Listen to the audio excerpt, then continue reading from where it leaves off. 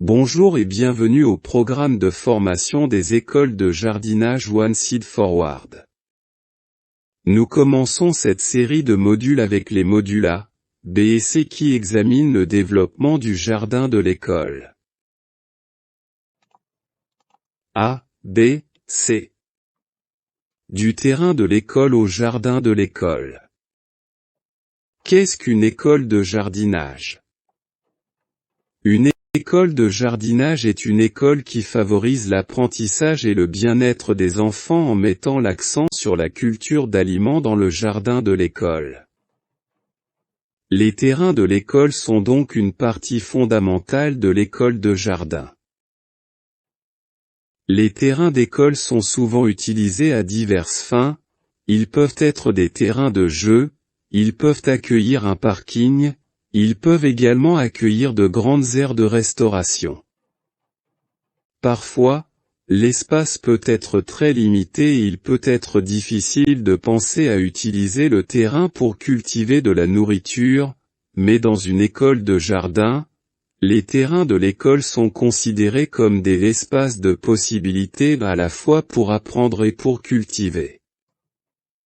Donc, qui prend les décisions sur la façon dont les terrains scolaires seront utilisés, ou comment ils peuvent être utilisés? Afin de soutenir l'apprentissage des enfants sur le terrain de l'école, il est important que les enfants se familiarisent avec le fait d'être à l'extérieur afin qu'ils puissent développer leurs propres observations personnelles et prendre des décisions utiles.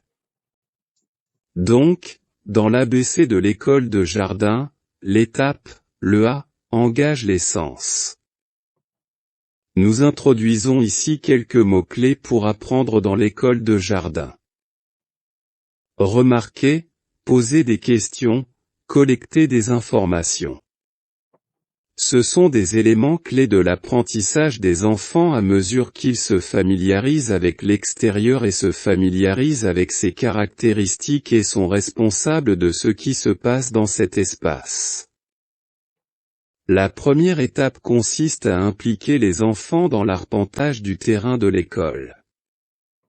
Nous voulons savoir avec eux comment les terrains de l'école sont actuellement utilisés et par qui. La tâche consiste à évaluer l'espace disponible pour la culture d'aliments, mais aussi le meilleur emplacement pour un potager et la façon dont un jardin pourrait être conçu. Tout d'abord, nous voulons inciter les enfants à découvrir comment les terrains de l'école sont actuellement utilisés et par qui. Afin de mettre l'accent sur l'enquête, il peut être utile de suivre une idée centrale. Par exemple, la question pourrait être, Y a-t-il un bon espace pour un jardin d'école dans notre école? Cette question initiale peut être utilisée pour élaborer un calendrier d'observation simple pour les enfants à utiliser lors de l'enquête sur le terrain. Cette question peut être divisée en un premier élément. Tout d'abord, déterminer quels espaces peuvent être disponibles et, deuxièmement, évaluer et décider si ces espaces peuvent être bons pour la croissance ou non. Ainsi, après la première collecte de données en classe, les enfants auront l'occasion de discuter de ce qu'ils ont trouvé ou découvert.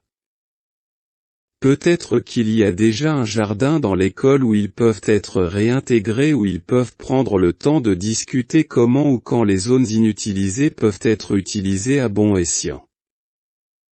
Mais la deuxième étape de l'enquête est ce qui fait qu'un espace est bon pour la croissance.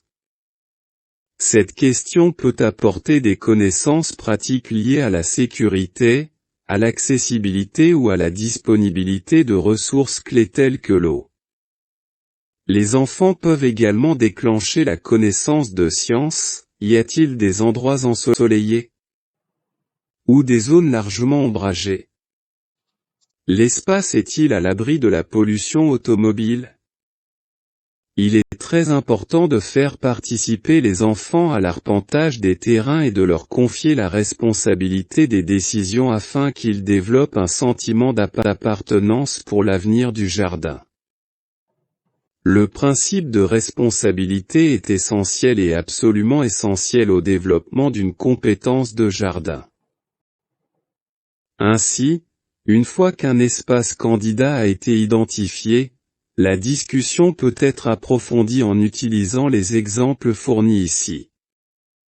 Un bon espace peut être en plein soleil, mais un espace ombragé peut également être bon si le jardin intègre une zone d'ombre pour s'asseoir et être abrité, par exemple sous un arbre existant.